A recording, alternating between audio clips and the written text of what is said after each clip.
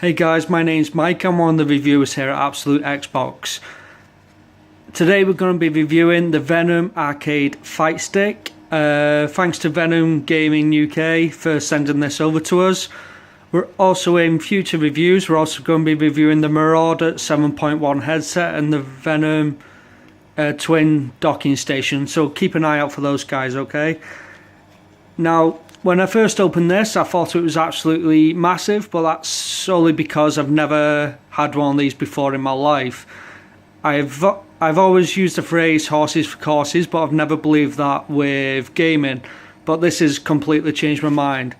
I'll just give you guys a quick peek of it now, so then you can see how big it is for yourselves. Okay, so this is the Venom arcade fight stick itself. So it is pretty big. But don't let that put you off, because it is very easy and very easy to use. It's very easy to set up, and it comes with a 3-meter cable, so you can pretty much play it anywhere. All you need to do is plug the lead from the back into the back of your Xbox, and it also comes with a small USB cable which plugs straight into your controller. Now, this doesn't put off using your controller. As you can see on my screen, you can also use your controller whilst using the arcade fight stick, which is pretty handy for when you want to navigate back to the home menu. But mainly with the arcade fight stick, as you can see, it comes with one joystick, it comes with the start menu at the top, and it comes with 8 rather large buttons. But these buttons give you a real arcade feeling for when you're using it. So remember those days when you were back in the old arcade machines, smashing the buttons on the old Mortal Kombat? Well, this feels exactly the same. At the top here, you've got some connectivity options to the far left. For the Xbox, you want it on the controller setting. Also, further along, you've got the turbo buttons, which obviously boost button mashing, and you've also got the start options and menu for pausing your game.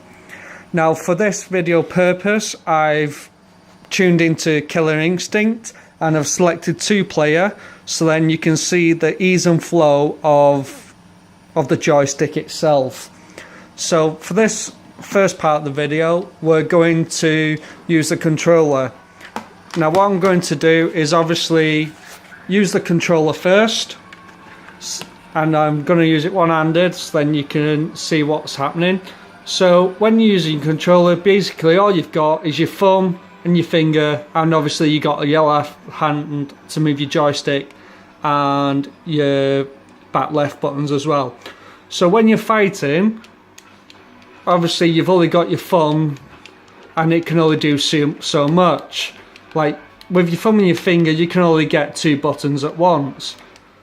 So when I've paused the game, obviously when you're using the arcade fight stick, it gives you the ability to have all your punching buttons at the top, so you can actually use all 4 at once if you need to, and your kicking options at the bottom. You can also intertwine those, so it gives you a much more ease and flow to the game, which I'll demonstrate now. So now I've gone back to the joystick. Obviously you can see how much more of an ease and flow it gives you without even you moving the joystick itself. You can button mash as much as you want, and it frees up your left hand just to focus on the joystick. You do have to, however, use your movements deliberately. So if you need to go one way, you have to physically move it. You can't just give it a gentle, you do have to give it a bit of a push. But I'm sure with more use, it'll become a lot more easier.